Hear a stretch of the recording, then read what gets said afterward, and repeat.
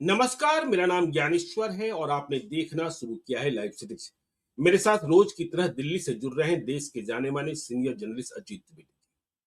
अजीत जी, आज हम फिर से दर्शकों की डिमांड पर, हमने कहा दर्शकों की डिमांड पर बिहार की शिक्षा व्यवस्था पर चर्चा करेंगे। जब भी कोई बड़ा नतीजा आता है तो हम इस चर्चा को करते हैं। और देखिए, आज चर्चा करने के कई कारण हैं। दर्शकों ने ही सुझाया है। कल याद होगा, बिहार विधानसभा के सत्र के दौरान आनंद मोहन के बेटे चेतन आनंद बोल रहे। उन्होंने किसे सुरमा भोपाली कहा, सभी लोग समझ रहे थे। इशारा तेजस्वी यादव की ओर था। कैसे कहा कि उस दौर में एमबीबीएस में बहन बेटियों के दाखिले कराए जाते थे, इशारा लालू यादव की बेटियों की ओर था। कैसे उन्होंने कहा कि एम्स में भीड़ लगती थी। उन्होंने तो यह भी कह दिया कि एम्स पटना का निर्माण, देखिए, एम्स पटना के निर्माण की बुनियाद 2004 में ही भैरव सिंह शेखावत ने रखी थी। तब अटल बिहारी वाजपेयी की सरकार के वक्त यह फैसला हुआ था। निर्माण बाद में हुआ, यह बात सही है। तो कल चेतन आनंद ने घसीटा। चेतन आनंद आज जेडीयू के विधायक हैं, तेजस्वी यादव पर बोलेंगे ही, लेकिन याद रखना चाहिए पहली बार वह विधायक तेजस्वी यादव की मदद से ही बने थे। फिर दूसरी बात, कल शाम को आईआईटी जेईई जी के मेंस के नतीजे आए। देखिए, उसमें एक छात्र निकला गया का, जिसे 100 परसेंटाइल मिले हैं। लोगों का सीना गर्व से चौड़ा हो गया। भेद खुला तो मालूम हुआ कि वह गया का जरूर है, लेकिन उसने पढ़ाई की कोटा राजस्थान में। फिर सोचिए, फिर इसके बाद देखिए, आज सुबह अखिलेश कुमार हैं, जिन्होंने प्राध्यापक की नौकरी ज्वाइन करने के लिए बिहार प्रशासनिक सेवा की नौकरी छोड़ी। उन्होंने एक फेसबुक पोस्ट लिखा, पटना पटना ही क्यों कहे, बिहार की संपूर्ण शिक्षा व्यवस्था, साथ में कोचिंग व्यवस्था को भी उन्होंने चुनौती दी। उन्होंने कहा 25,000 से अधिक छात्र तो पटना में ही कोचिंग करते हैं, लेकिन 300 के 300 की परीक्षा में शायद 6 या 7 ही होंगे जिन्हें 200 नंबर भी मिले होंगे। सोचिए क्या हो रहा है। लेकिन कल से एडवर्टीजमेंट दिखाई पड़ेगा। इतना कि मत पूछिए कि उन्होंने कौन सी बाजी मार ली है? तो अखिलेश कुमार की वह टिप्पणी। इसके बाद एक सुधी पाठक ने मुझे कविता की कुछ पंक्तियां भेजी, कुछ छंद भेजे और कहा कि अजीत जी के साथ आज इस पर डिस्कशन कीजिए। शैली गुलजार की है। क्या लिखा? गोलमाल की स्याही 1000 पन्नों की एक भारी किताब है, जिस पर बजट का उन्वान लिखा है 68,000 करोड़ की स्याही से। 68,000 करोड़ का बजट शिक्षा विभाग का है। 68,000 करोड़ की स्याही से मुस्तकबिल के ख्वाब लिखे हैं, मगर पन्ना पलटिए तो सफा कोरा है। जैसे तपती धूप में ओस उड़ गई हो, या किसी बच्चे की तख्ती से हर्फ खो गए हों। स्कूल की दीवार पर टंगा वो काला तख्ता अब भी किसी क या ख के इंतजार में पथरा गया है। खिचड़ी की खुशबू तो आती है दालान से, मगर इल्म की खुशबू कहीं रास्ते में ही खो गई है। नील बट्टा सन्नाटा। सुनिए नीतीश बाबू। देखिए, हमारे दर्शक नीतीश बाबू को सुनाना चाह रहे हैं। सुनिए नीतीश बाबू, ये जो आंकड़ों का शोर है, ये जो फाइलों की खड़खड़ाहट है, ये दफ्तरों के गलियारों में तो गूंजती है, मगर क्लास की उस टूटी बेंच तक नहीं पहुंचती। मगर क्लास की उस टूटी बेंच तक नहीं पहुंचती। डिग्रियां तो बट रही हैं रेबरियों की तरह, पर हुनर के हाथ खाली हैं। सन्नाटा है, एकदम नील बट्टा सन्नाटा, जैसे किसी ने बहती नदी को बांध दिया हो और किनारे प्यासे छोड़ दिए हो। सब गोलमाल है नीतीश बाबू। अजीब सब गोलमाल है नीतीश बाबू। अजीब तिलिस्म है ये बजट का। तिजोरियां खुलती हैं, दरिया बहता है, पर प्यास है कि बुझती ही नहीं। सब गोलमाल है जी, सब गोलमाल है। जैसे किसी ने कागज की नाव पर समंदर पार करने का वादा लिखा हो। आपका ध्यान किधर है नीतीश जी? चिराग तले तो अंधेरा ही अंधेरा है। तो यह दर्शक और अब हमारी चर्चा, अजीत जी अब आपकी बारी है। देखिए, ये बिल्कुल ठीक बात है। अभी जो लंबी कविता में उन्होंने अपने भाव व्यक्त किए हैं, ये अ, वो सच्चाई है। मतलब वो एक सच्चाई को उन्होंने अपने तरीके से अभिव्यक्त करने का एक तरीका, हम लोग अपने तरीके से अभिव्यक्त करते हैं, उन्होंने अपने तरीके से अभिव्यक्त जी किया। इस सच्चाई को सुनना चाहिए, निश्चित रूप से नीतीश कुमार को सुनना चाहिए, लेकिन हम लोगों ने कल ही चर्चा की है कि नीतीश कुमार अब नहीं सुन रहे हैं। नीतीश कुमार न जी सुन रहे हैं, न कुछ कह रहे हैं, वो अपनी सुध-बुध में नहीं है। लेकिन जो जी भी उनके बिहाफ में काम कर रहा है, उनकी तरफ से सरकार चला रहा है, उसको ज़रूर सुनना चाहिए। ये जो आपने 68,000 करोड़ रुपए दिए हैं, इससे बिहार में शिक्षा का क्या भला होना है? और आप जो पटना में बैठ कर के योजनाएँ बनाते हैं, वो जैसा कि हम लोगों के दर्शक पाठक ने कहा कि उस टूटी बेंच तक पहुँचती है या नहीं पहुँचती है। आप बिल्कुल खिचड़ी खिला रहे हैं, आप मिड डे मील दे रहे हैं, लेकिन कोई हुनर उन बच्चों के हाथ में आ रहा है या नहीं आ रहा है, उनकी बुद्धि का विकास हो रहा है या नहीं हो रहा है, ये ज़्यादा महत्वपूर्ण है। पहले जी खिचड़ी नहीं खाते थे लोग, पहले भी लोग हम्म, गुरुकुल में पढ़ते थे, गुरुकुल में जाते बिल्कुल थे पढ़ने, लोग अपनी पोटली लेकर के जाते थे और ज्ञान लेकर के लौटते थे। क्या ज्ञान हम्म, बँट रहा है? आप मिड डे मील बाँट रहे हैं, लेकिन ज्ञान बाँटने की जगह है ना, वो मिड डे मील तो उसका एक एक बहुत ही छोटा-सा पार्ट है। तो बिल्कुल ये बातें बिल्कुल सही है बिहार की शिक्षा व्यवस्था को लेकर के, और एक एक मायने में पूरे देश की शिक्षा व्यवस्था को लेकर के ज्ञानेश्वर जी, यही हाल है। मतलब हम लोग पूरी दुनिया में सबसे नीचे है भारत, और भारत में सबसे नीचे है बिहार। जी ये इस तरह को, इसको इस रूपक से आप समझ सकते हैं। और अभी भी ये तो देश कह में नहीं सकते ना जी जी कि देखिए अब जो है कि बिहार के बच्चे इतने मेधावी हो गए हैं कि आईआईटी के प्रति उनका आकर्षण नहीं है, नीट के प्रति उनका आकर्षण नहीं है, आईएएस के प्रति उनका आकर्षण नहीं है। सब जगह हम पिछड़ रहे हैं। जो हमारा डंका बजता था, अब राजस्थान जैसे प्रदेश आगे हो रहे हैं, उड़ीसा जैसे प्रदेश आगे हो रहे हैं। हम कहाँ जा रहे हैं? जो हम ज्ञान के प्रदेश कहलाते थे, और बजट बढ़ता जा रहा है, रिजल्ट सचमुच नील बट्टा सन्नाटा है। आपने याद होगा, आपने ही बताया था जब नीट के नतीजे आए थे कि टॉप 100 में बिहार के बच्चे नहीं दिख रहे थे, और जो बिहार के बच्चे पहचाने जा रहे थे टाइटल से, झा और मिश्रा, वह भी दूसरे प्रदेशों में बचपन से रह गए थे। हाँ, बिल्कुल। अभी भी आप देखिए, जो जो दिल्ली का टॉपर है, श्रेयस मिश्रा जिसका नाम है, जो 100 परसेंटाइल लेकर के दिल्ली में टॉपर है, उनके पिताजी भी उड़ीसा से आए हुए हैं, वो उड़ीसा जी के रहने वाले मिश्रा हैं लोग। तो ऐसे बिल्कुल ही बिहार के बच्चे, हो सकता है कि राजस्थान की लिस्ट में हो सकता है कि उत्तर प्रदेश की लिस्ट में हो, नोएडा से अपीयर हुए हों जेईई के मेंस के एग्जाम में, हो सकता है दिल्ली से अपीयर हुए हो सकता है कि किसी का परिवार बेंगलुरु में या मुंबई में रह रहा हो, वहां से अपीयर हुआ हो और वहां वो अच्छा परफॉर्म किया हो। जी जो ये लेकिन ये अलग बात है, ये एक अलग सवाल है बिहार की शिक्षा हम्म, व्यवस्था पर। अगर हम सिर्फ इस नीट के ही, इस जेई मेंस के रिजल्ट को देखें या नीट के रिजल्ट को देखें, क्वालिफाई पिछली बार भी जो 25 का रिजल्ट है नीट का, उसमें भी लगभग 60,000 बच्चे बिहार से क्वालिफाई किए, 60,000 से ज्यादा बच्चे क्वालिफाई किए। हम्म, और इस जेई का अभी जो मेन जेई मेंस का जो रिजल्ट आया है, जेई की परीक्षा में बिहार से ऐसा नहीं है कि मतलब बच्चे करना नहीं चाहते हैं, बच्चे बिल्कुल अपीयर हो रहे हैं। लोग गार्जियन जी चाहते हैं कि उनका बच्चा बच्चा अच्छी इंजीनियरिंग कॉलेज में उसका दाखिला हो, क्योंकि हम्म, बिहार के इंजीनियरिंग कॉलेज की क्या हालत है, इस पर भी हम लोग अभी बात करेंगे। वो आपने जो बिल्कुल उसके उसकी रिपोर्ट्स भेजी हैं, जी तो अच्छे इंजीनियरिंग कॉलेज में दाखिला हो, इसके लिए लोग हम्म, चाहते हैं। लगभग 60,000 बच्चे बिहार से अपीयर हुए थे इस बार, 50 से 60,000 बच्चे। हम्म, लेकिन उस 50 से 60,000 बच्चों में 100 परसेंटाइल का एक बच्चा निकला, शुभम कुमार गया का। उसके अलावा टॉप 100 में या मेरिट लिस्ट में बिहार के किसी बच्चे का नाम नहीं है जो बिहार से अपीयर हुआ हो, बिहार से जिसने बिल्कुल फॉर्म भरा हो, बिहार हम्म, से जिसने परीक्षा दी हो जेई मेंस की, जिसका बिहार में सेंटर हो, तो नहीं हम्म, आता। अब आप सोचिए कि इतनी बड़ी संख्या में बच्चे अपीयर हो रहे हैं। तो बिल्कुल अब सबसे बड़ा सवाल है ज्ञानेश्वर जी कि 12 तक की पढ़ाई की बच्चों ने बिहार में, उसके हम्म, बाद वो जेई मेंस की परीक्षा में अपीयर हुए।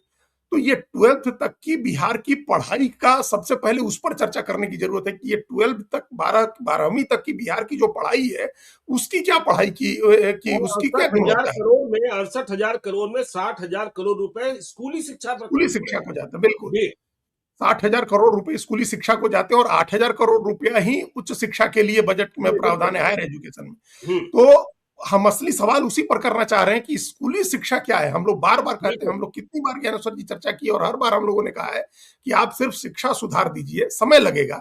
हो सकता है कि आज आप फैक्ट्री लगा दें तो अगले 6 महीने में किसी 100 200 500 हजार आदमी को रोजगार मिल जाए।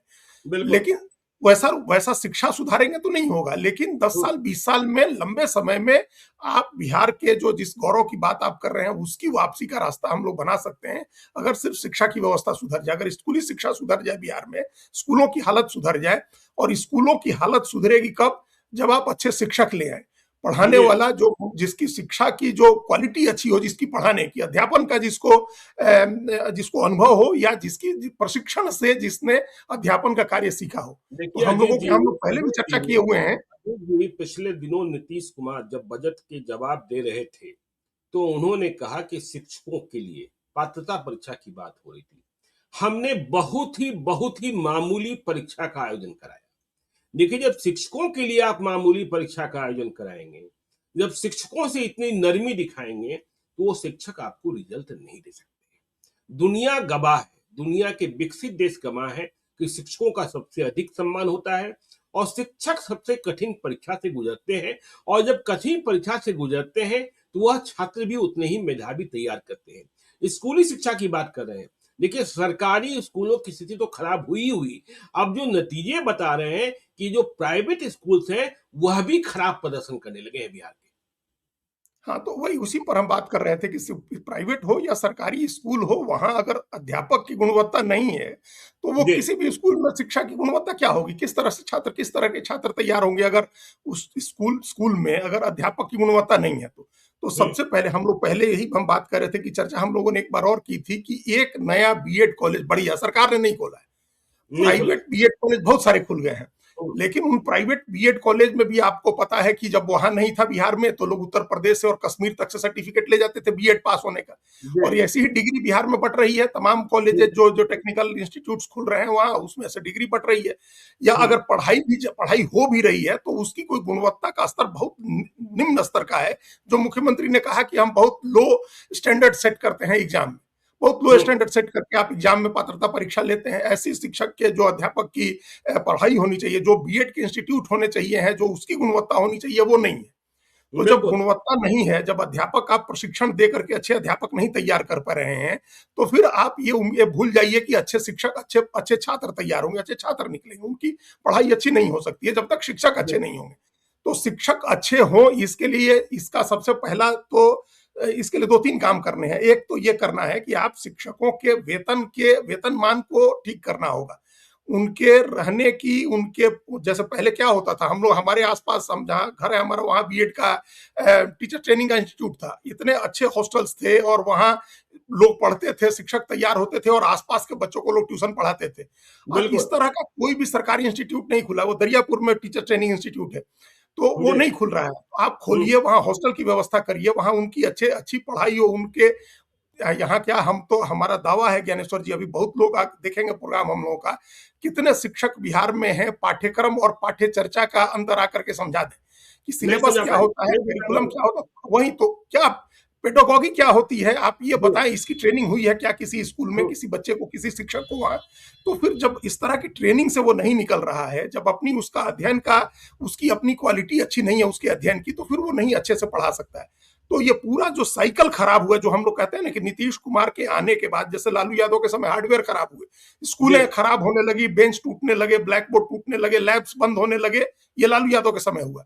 नीतीश कुमार आए और उन्होंने 12वीं के अंक के आधार पर, जो मुखिया के पैरवी से और मुखिया के डिस्क्रिप्शन के आधार पर मास्टर नियुक्त किए, उसने पूरा सॉफ्टवेयर खराब कर हम्म दिया। उनकी कोई पढ़ाई नहीं थी, उनकी अपनी पढ़ाई नहीं थी, अच्छी पढ़ाई नहीं थी, और उनकी ट्रेनिंग भी नहीं थी। आप बाद में ट्रेनिंग करा रहे हैं उनको।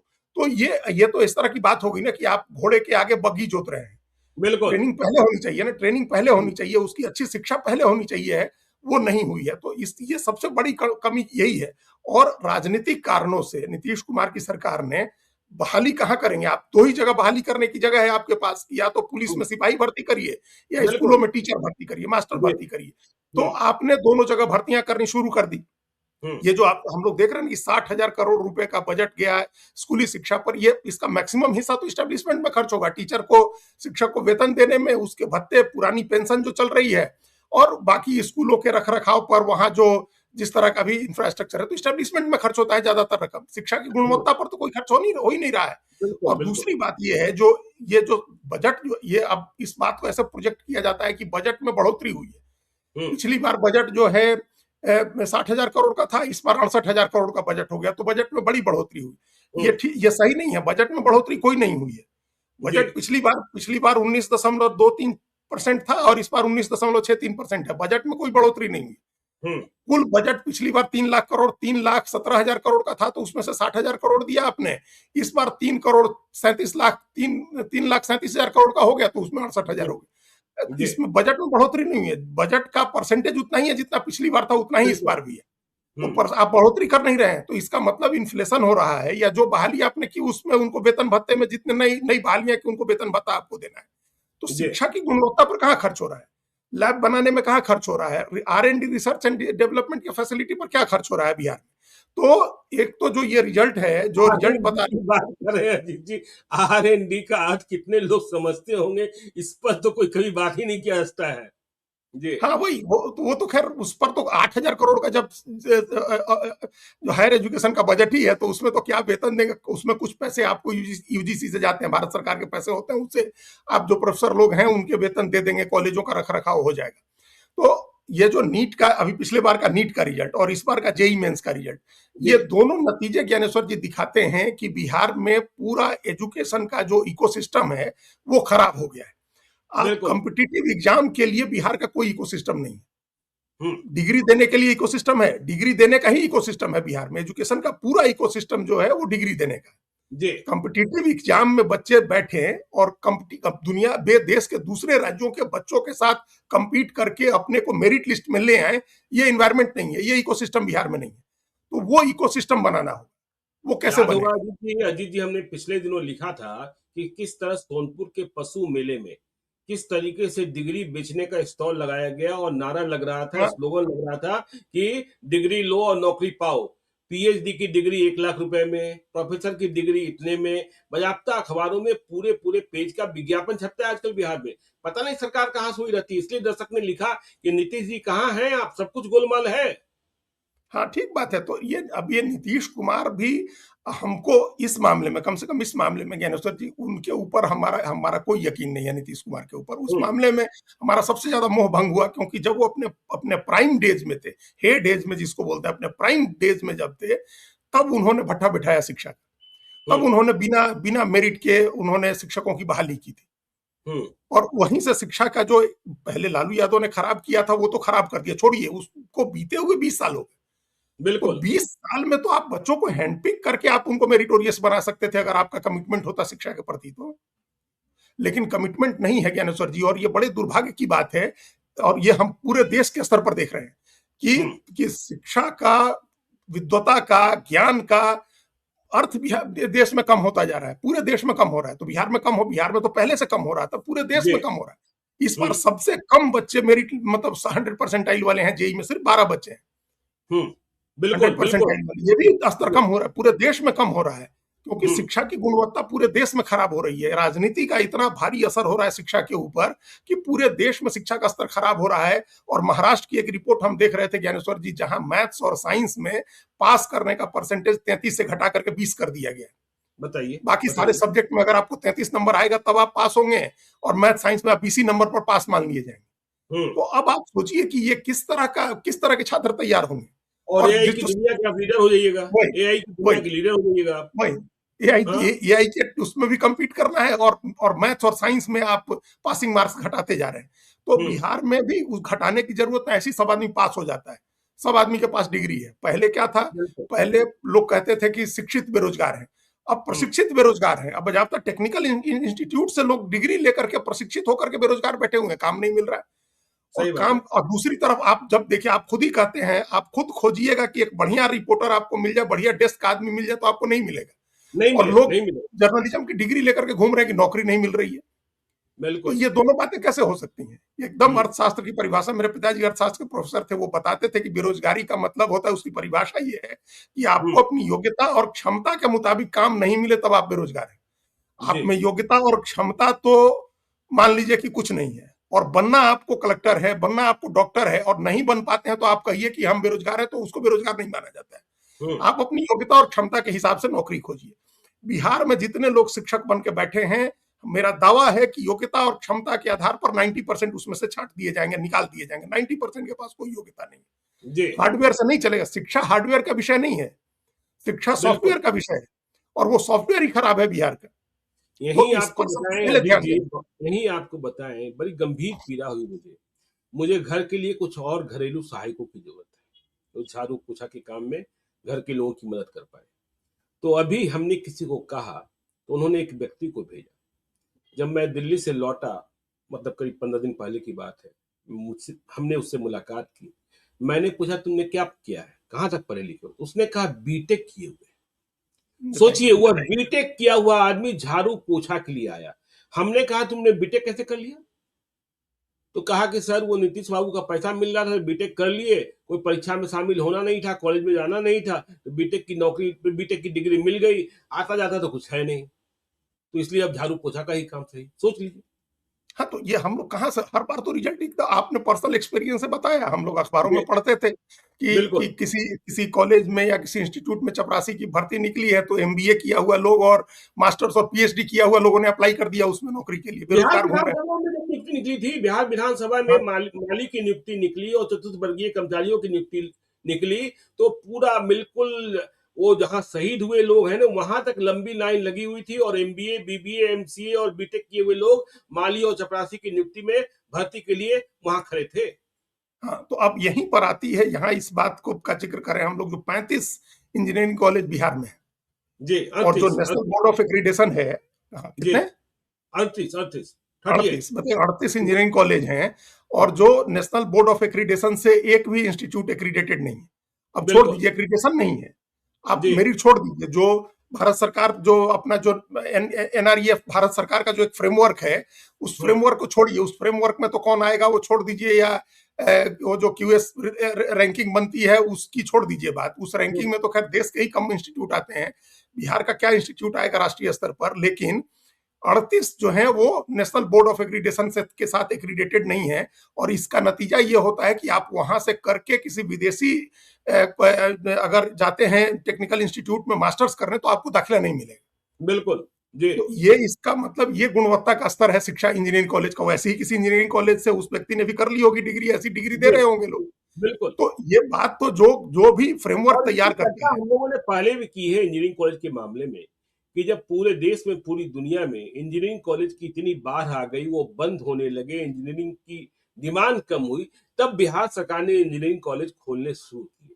और बताइए। बस बिल्डिंग बन जाना है, यहाँ तो बिल्डिंग बन जाना है, प्रोफेसर हम्म, है कि नहीं है, लाइब्रेरी है कि नहीं है, लैब है कि नहीं है। देखिए, यदि इंजीनियरिंग कॉलेज बिहार में खुल गए 38, तो वहां भी रिक्तियां, सीटें खाली जा रही हैं, क्योंकि छात्रों को पता है, जिन्हें पढ़ना है, जिन्हें पढ़ना है, उन्हें पता है कि यहाँ पढ़ के हमें कुछ नहीं मिलना है, तो फिर वह मूव करते हैं, उड़ीसा जाते हैं, बेंगलोर जाते हैं, पुणे जाते हैं, हैदराबाद जाते हैं। तो ये स्थिति है, केवल सरकारी खर्च का जाया हो रहा है।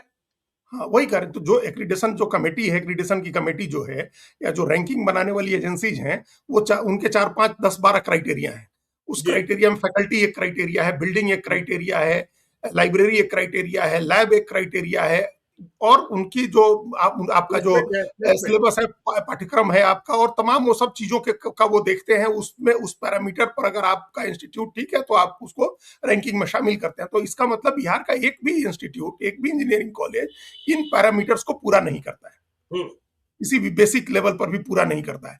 अगर स्कूलों की भी ऐसी रैंकिंग होने लगे, तो बिल्कुल। बिहार के का कोई भी स्कूल इसमें क्वालिफाई नहीं करे। हम तो कहने कि प्राइवेट स्कूल भी क्वालिफाई नहीं करे, 2, 4 अपवाद होंगे, प्राइवेट स्कूलों को छोड़ दीजिए, 2, 4, 10 हम्म, प्राइवेट स्कूल हो सकता है वो, लेकिन कोई स्कूल क्वालिफाई नहीं करे किसी भी पैरामीटर को। हम्म, क्योंकि वहां भी क्या भर्ती कैसे करता है, प्राइवेट स्कूल के टीचर को आप देखिए क्या है भर्ती का क्राइटेरिया उसका, कितना वेतन देते हैं प्राइवेट स्कूल वाले, कितना वेतन देते हैं प्राइवेट स्कूल वाले। जी सरकारी स्कूलों में वेतन है, तो उनकी बहाली हुई है, मुखिया ने उनको बहाल किया हुआ है, अब जाकर के नए सिरे से अब जो बहाली हो रही है वो बीपीएससी के थ्रू हो रही है, लेकिन लाखों लाख बहालियां ऐसी हुई हैं जो मुखिया ने सीधे मार्कशीट दे करके कर दी कि बिल्कुल। आपको मार्कशीट में 12th में 80% नंबर आया हुआ है, आप मुखिया के ऐसे के यहाँ से रिश्तेदारी है, या आप जानने वाले हैं, आपने आपका हो गया, टीचर हो गए, और और वो उसमें भी सीनियर टीचर है, फर्जीवाड़ा की सूचना रोज आती है, फर्जीवाड़ा की सूचना रोज आती है कि रोज भाई आती जाली है। सर्टिफिकेट पर हो गए, ऐसे हो गए, हाँ, वैसे हो गए, ये खबरें रोज आ रही है आजकल। रोज आ रहे हैं, और उनको भी पढ़ाने नहीं जाना है। जी ये ऐसा नहीं है कि अब आपको एक नौकरी मिल गई, अच्छी सम्मानजनक सरकारी नौकरी मिल गई, सम्मानजनक वेतन मिल रहा है, तो आप नियमित पढ़ाने जाएं और पढ़ के अपने को तैयार करें बच्चों को पढ़ाने के लिए। बिल्कुल। ये अध्यापन जो है निरंतर अध्ययन का काम होता है। हम्म। बिहार में टीचर जो भी बहाल हो गए हैं सरकारी स्कूल में या प्राइवेट स्कूल में, वो पढ़ना भूल गए हैं। वो हम्म। कोई नई चीज नहीं सीखते हैं। उनको एआई के बारे में नहीं पता होगा, उनको ये पता नहीं होगा कि अभी पिछले साल नवंबर दिसंबर में जो नोबेल पुरस्कारों की घोषणा हुई है उसमें किसको साहित्य का नोबेल मिला है, किसको फिजिक्स का और किसको केमिस्ट्री का नोबेल मिला है, किसको इकोनॉमिक्स का नोबेल मिला है, उनको नहीं पता होगा। हम्म। दुनिया में क्या रिसर्च हो रहे हैं, किस मामले में क्या शोध हो रहा है, क्या नई चीज पढ़ानी चाहिए है, इसरो ने कौन सा सैटेलाइट छोड़ा है, ये कोई अखबार भी नहीं पढ़ता है। हम एकदम गारंटी के साथ ये बात करें, कोई अखबार बिल्कुल। पढ़ के इन सब चीजों को नहीं पढ़ता है। हाँ, उसको हम्म। राजनीति का जरूर पता होगा कि नीतीश कुमार क्या जी। कर रहे हैं, लालू यादव क्या कर रहे हैं, कहाँ कौन विधायक जीता, वो कौन जाति का है, कौन जाति के आदमी को हरा है, ये बात उसको जरूर पता होगी। हम्म। ये सब पता होगा उसको, राजनीति की हर चीज उसको पता होगी। पढ़ाई, अध्ययन, अध्यापन, जो जनरल नॉलेज है वो, उसके बारे में उसको कोई जानकारी नहीं। हम्म। अरावली को लेकर के अगर अभी कोई विवाद चल रहा है तो बिहार में किसी मास्टर को, हमारा हमारा दावा है कि ज्योग्राफी के मास्टर को भी नहीं पता होगा कि अरावली को लेकर के क्या विवाद बिल्कुल है। नहीं पता लेकिन होगा। अब ये फिर वो आप कैसे पढ़ाएंगे? जो हम्म। जेई मेंस का जो क्वेश्चन पेपर सेट होगा, नीट का जो क्वेश्चन पेपर सेट होगा, यूपीएससी का जो क्वेश्चन पेपर वो सेट होगा, वो आपकी योग्यता के आधार पर थोड़ी तय होगा कि बिहार के मास्टर को नहीं आता है तो बिहार के बच्चों से भी ये सवाल नहीं पूछे जाए। नीतीश जी वो ने तो मामूली राष्ट्रीय स्तर पर परीक्षा तय होगा। नीतीश जी ने मामूली परीक्षा लेकर शिक्षकों को भर्ती किया है, तो छात्र भी हाँ, मामूली ही निकलेंगे, तो इसलिए हाँ, उनको इसलिए पसीना उनसे मामूली पड़ेगा। सवाल पूछे जाए। हाँ, इसलिए उनसे ऐसा तो होगा नहीं। ये तो बिल्कुल जो नहीं होगा। एक्सपर्ट कमिटी जो क्वेश्चन पेपर सेट कर रही है वो इस आधार पर तो क्वेश्चन नहीं सेट आपको। बिल्कुल। बिहार बोर्ड का हो सकता है कि एग्जाम में परीक्षा ऐसी है, ऐसी सवाल पूछे जाए। हम्म। जो आप बिहार बोर्ड की परीक्षा हो उसमें हो सकता है किसी तरह के सवाल पूछे जाए, लेकिन जब आप कॉम्पिटिटिव एग्जाम के लिए जाएंगे, जब आप नीट और जेई की परीक्षा देने जाएंगे, अभी जेई मेंस हुआ, कितने आदमी, अभी हमारे पास ये फिगर नहीं है, लेकिन हमको पता है कि बहुत मामूली संख्या होगी जो जेई एडवांस के लिए क्वालिफाई किए होंगे। तो बिल्कुल। आप जेई, आप मेंस हो गया, मेंस पर आईआईटी में एडमिशन नहीं होता है, हाँ। उसके लिए आप क्वालिफाई होते हैं जेई एडवांस के लिए, फिर जेई एडवांस में आपको जो नंबर आता है उससे आईआईटी में एडमिशन होता है। तो हम्म। हमारे बिहार के बच्चे कितने जेई एडवांस के लिए क्वालिफाई हुए हैं यही नहीं पता है, लेकिन ये हमको भरोसा है कि बहुत कम संख्या होगी। वो तो अखबारों में आप इस, विज्ञापन दिखेगा ना, कल अखबारों में हाँ, विज्ञापन दिखेगा। हाँ, विज्ञापन देख के बताएंगे, सभी कोचिंग वाले बताएंगे कि हमारा ही बच्चा है ये, जी। और हम ही ने पढ़ा दिया, पता नहीं क्या कमाल हम्म। कर दिया। और बच्चे बाहर से पढ़ के आए हो सकते हैं, तो बिल्कुल। बच्चे बाहर से पढ़ के आए हैं, और एक ही बच्चे पर कई कई दावे करेंगे। कई कई दावेदार हो जाएंगे।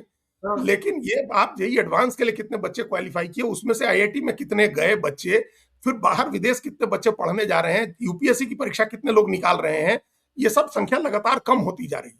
और इसकी जी। शुरुआत स्कूली शिक्षा से होती है। देखिए, थोड़ा 12th आने के बाद हायर एजुकेशन के लिए जिसका भी बच्चा थोड़ा पढ़ने वाला है वो तो बाहर भेज दे रहा है।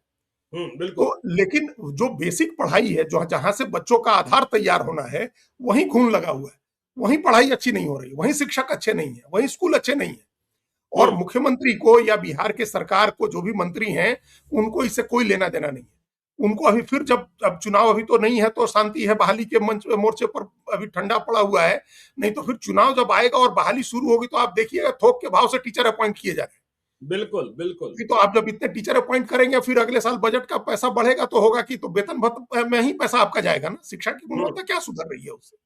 कोई ऑडिट हो स्कूलों का, पैसा इतना जा रहा है, उसका कोई ऑडिट हो स्कूल का। जो सरकारी टीचर है वो स्कूल जाना नहीं चाहता है।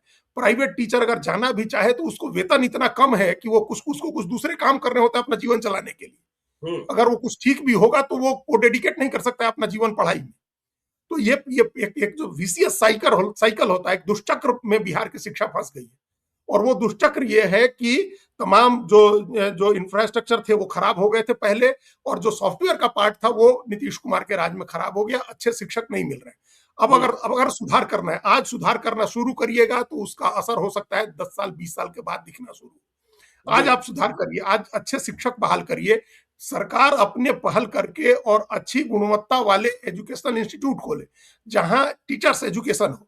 शिक्षकों को एजुकेट करिए, उनका प्रशिक्षण कराइए, और उनका मेरिट के आधार पर, रिगरस परीक्षा लेकर के मेरिट के आधार पर, कॉम्पिटिटिव आधार पर आप उनको टीचर बहाल करिए। आप बाहर से यहाँ के लोगों कहाँ से अपील संभव है करिए। अतुल जी, यहाँ कहाँ संभव है? संस्थान महीने 2 महीने में खड़े नहीं होते। देखा आपने कि पिछले बिल्कुल। दिनों नीतीश कुमार ने ऐलान कर दिया कि जुलाई महीने में हम इतने कॉलेजेस खोल देंगे। अरे भाई, और क्या आप एक्सेलेंस ही तय कर देंगे? हैं? तो भाई इतने आसान काम ये नहीं होते हैं कि नीतीश जी आप जुलाई महीने तक इतने कॉलेज खोल देंगे। अरे भाई, आप यदि इतने ही सक्षम होते तो जिन स्कूलों का पुराना नाम था, जिस कॉलेज से आप पढ़े हैं, इंजीनियरिंग कॉलेज थे, उसको ही मानक बना लेते। पटना के मिलर स्कूल, पटना के पटना कॉलेजिएट, पटना का BN collegiate, Patna high school, Motihari में जिला स्कूल मोतिहारी, ये मानक ही आप तय कर लेते। भागलपुर का मारवाड़ी पाठशाला, मुजफ्फरपुर का कोई स्कूल, उससे ही एक बुनियाद, एक लॉ जलती, जिससे लगता कि कहीं कंपटीशन है, लेकिन वो भी खत्म है। बिल्कुल, ये सलाह हम लोग पहले दे चुके हैं कि आप आइडेंटिफाई करिए। अभी पहले राउंड में 10 स्कूल, फिर 50 स्कूल, फिर 100 स्कूल, उनको आप मॉडल स्कूल में बदलेंगे, वहां अच्छे टीचर बहाल करेंगे, अपने अपने आप पहल करेंगे। बाहर से जो अपने अपील करिए ना, बिहार के जो लोग बाहर हैं, आप अपील करिए उनको आने के लिए, आप उनको अच्छा वेतन सुनिश्चित करिए, उनके लिए जो इकोसिस्टम हम जिसको कह रहे हैं वो इकोसिस्टम एक डेवलप करिए। एजुकेशन का, अच्छे एजुकेशन का इकोसिस्टम डेवलप करना होगा आपको, और उसका फल आपको 10 साल 20 साल के बाद मिलेगा, आगे की पीढ़ियों को मिलेगा। अभी जैसे प्रधानमंत्री बार बार कह रहे हैं कि 2047 विकसित भारत बनाना है, या अभी अभी ये जो पहली चौथाई बीत गई 21वीं सदी की, ज्ञानेश्वर जी, देखते देखते 21वीं सदी की। राजीव गांधी के समय से हम लोग हल्ला सुनते थे कि देश 21वीं सदी में जाएगा तो पता नहीं क्या हो जाएगा।